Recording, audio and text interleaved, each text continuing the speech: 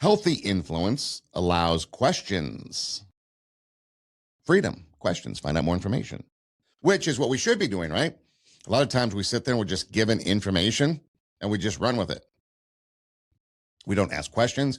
We don't do our own investigation. We don't look things up and do our own research. We just take it on face value, what somebody is telling us. But we should ask questions because that's what healthy influences allow. They give us information. We ask questions. Manipulation punishes questions. They don't like them because they'll get to the bottom of the truth and they don't want you to know the truth. Healthy influence respects no. Manipulation keeps pushing until no becomes guilt. And then you do what they want, what you do, then what they want you to do. The key difference is influence will invite, manipulation corners. So if you ever feel stuck in a corner, not literal corner, but like a corner of a decision that you have to make, then perhaps the person is manipulating you. So here's an example. Okay. A parent can guide a child. A teacher can challenge a student.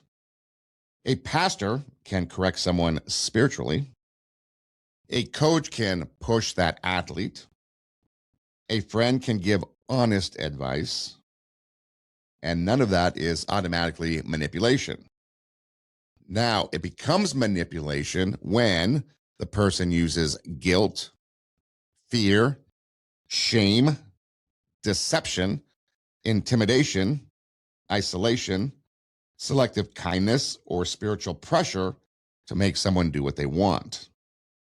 So a coach might say, do this, otherwise you're not going to play in the game. Instead of, you should do this because it's going to make you a better athlete. And by becoming a better athlete, you're going to be able to achieve your success, dreams, and goals that you want personally, as well as help the team if it's a team sport. Or maybe if it's an individual sport, like maybe track, then helps them as an individual athlete. Whereas if you don't do what I say, you're not going to play in the game. If you don't do what I say, or you don't do what I want you to do, you're not going to get an A in the class. We see a lot of professors at the college level use manipulation to get students to write, believe, whatever it is that their ideology is preaching. And it might go against what the student was taught, with what the student believes. Friends can be huge in manipulation. They might use guilt or shame